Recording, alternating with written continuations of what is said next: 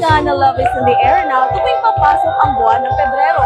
Ngunit hindi lamang ito dahil sa araw ng mga puso, kundi sa pagmamahal sa sining at kultura na siyang ginugunita sa taunang Philippines' largest multi-arts festival, ang Pasinaya 2025. Ang Pasinaya na nagsimula noong 2005 ay isang programa ng Cultural Center of the Philippines tuwing Arts Month.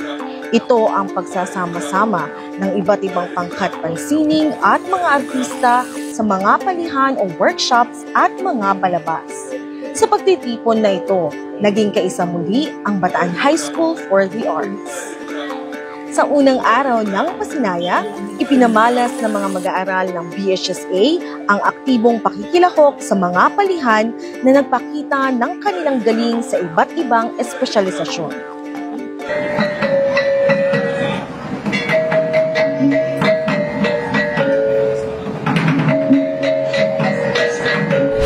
Isang magarbong parada ang naging hudyat ng pagsisimula na ikalawang araw ng Pasinaya sa front lawn ng CCP Complex, Pasay City. Sinundan nito ng mga palabas ng iba't ibang grupo mula sa musika, sayaw, teatro, pagsulat, pelikula at sining. Sa aking panayam kay Aldrin Umali, isa sa mga front of house managers ng CCP, tinukoy niya ang mga palabas na mangyayari ngayong araw at ang layunin ng Open House Festival ngayong taon. Ang mangyayari po ngayong araw na ito sa TIG parking po ay meron pong dance, katulad po ng mga folkloric group and dance troupe. And then meron din po tayong film screening katulad po ng Gawad Alternatibo na i-feature noong mga nakaraang Sinimalaya. Kunin po ng programang ito ng Pasinaya ay ipakalat ang arts para mas marami pa pong kabataan ang mamulat sa arts and culture para po sa mga susunod na henerasyon ay patuloy pong dadami at maraming tatangkilik ng kultura ng Pilipinas. Kinaabangan muli ang pagtatanghal ng Bataenyo Lahing Magiting Cultural Ensemble ng BHSA.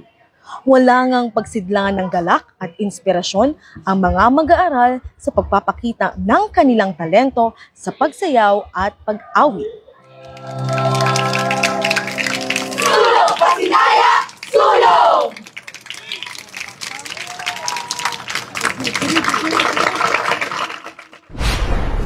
Damang-dama ng bawat isang dumalo ang diwang makabansa at makasining sa pagtatapos ng Pasinaya 2025.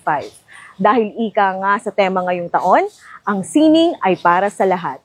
Mula dito sa Cultural Center of the Philippines, Lori May Liboon, Bagani ng Sining.